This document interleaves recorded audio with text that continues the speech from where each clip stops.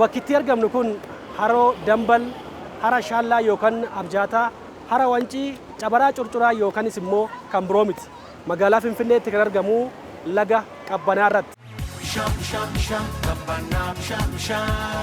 Magaalaa Finfinnee keessatti lagni Qabbanaa kanaan dura maal fakkaata ture? Jiraattota dhiheenyan laga Qabbanaa beekantu nutti hima.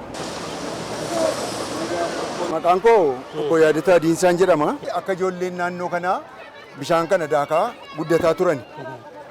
Dhagaan ture. Booda bishaan kun gogee qabaas dhabee abbaas dhabee qabbana kan jedhamus dhabee gogee lafa warri hattuuni odaa adda addaa nama harkaa buttee lixxee keessa dhokattu kan ta'uun argiyan. ቀበና አሁን ያለው ገጽታና ከዚህ በፊት የነበረው ገጽታ ለግኒ ቀበና kan kaleessaa fi har'a garaagarummaa guddaa qaba.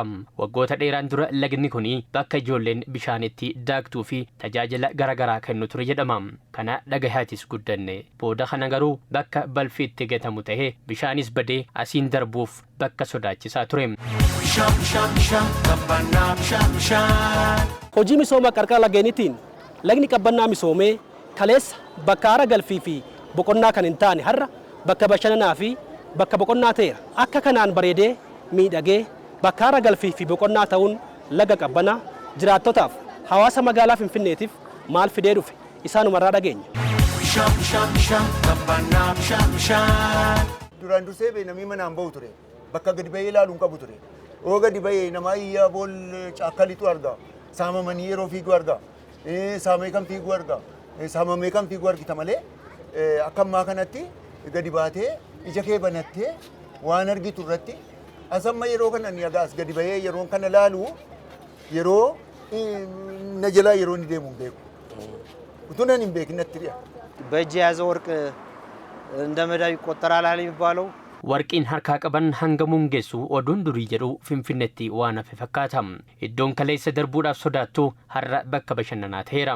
Lagni Qabbanaa bareeduun Finfinneedhaaf simboo addaa biyyaafis galii dabalataa fidee dhufeera. Hagam qabeenya akka qabnus ani hubadheera.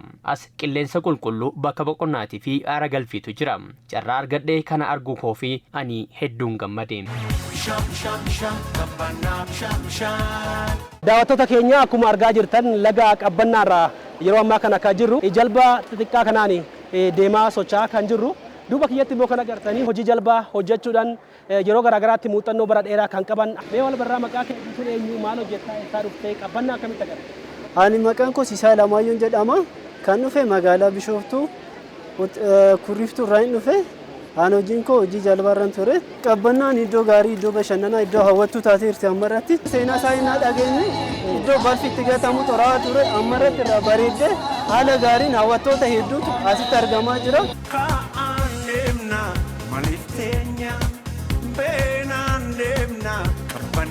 Hojii misooma qarqara lageenitiin lagni Qabbanaa akka kanaan bareedee miidhage bakka hara galfii fi boqonnaa akkasumas soora qalbii ta'e kana dhalootaa dhalootaatti dabarsuudhaaf eegumsaa fi kunuunsa irratti hawaasa irraa maaltu eegama kan jedhu EMN Plus sagaleen dhalootaa jiraattota gaafateera. Eeguu qabna akka ija keenyaatti ilaalu ija keenya akkamitti amma waan tokko ija nu buute dabnee ija keenya akkamitti waan abidda akkamii yeroo abidda tun kan hin gubne miti kan abidda irraa harka keenya deeffin akkuma kana eeguun irraa akka ija keenyaatti jechuudha.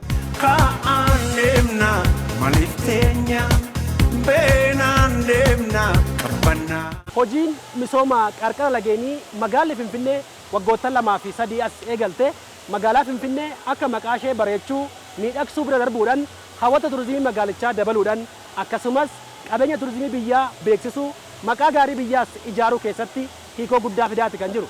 Lagni Qabbanaas kanaaf agarsiistuu gaariidha. Kaan deemna maliif teenya.